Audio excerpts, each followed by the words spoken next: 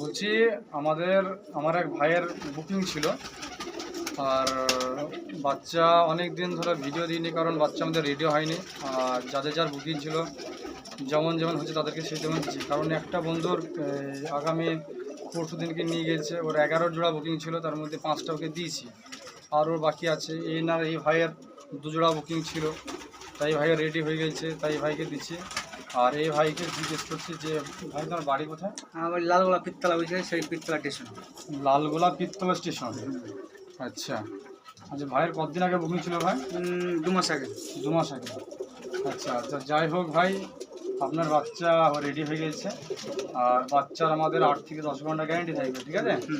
যদি বাচ্চা না উড়ে তবে রিটার্ন করলেও, আর যদি একটা বাচ্চা যদি ফল্ট করে সেটা আমাকে বলবা, সেটা আমি ম্যানেজ করে দেবো, হয় পয়সা দিয়ে হোক বা কবুতর দিয়ে হোক, ঠিক আছে? ঠিক। বাচ্চাগুলো দেখাচ্ছি। বলছি বাচ্চার কোয়ালিটিগুলো দেখো। না, কোয়ালিটি ভালো লাগছে, কোয়ালিটি ভালো লাগছে। আচ্ছা ঠিক আছে।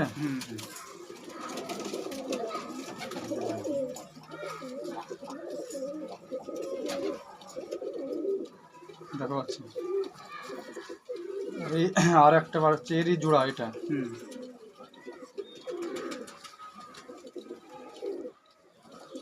ভালো আছে। পামুর বাচ্চা, বুঝলে?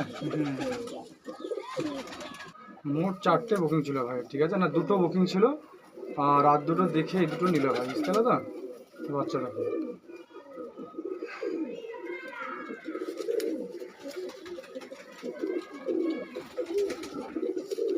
এই হচ্ছে বাচ্চার ফিস।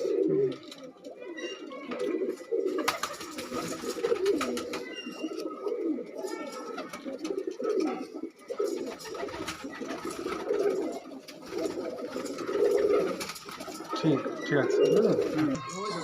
লালগোলা পিত্তলা থেকে জুনিয়াদ ভাইয়ের অর্ডার ছিল 1 জোড়া বাচ্চা।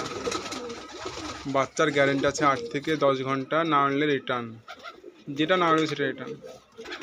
বাচ্চা শুধু গিটারটা দেখা পেঁয়াজ।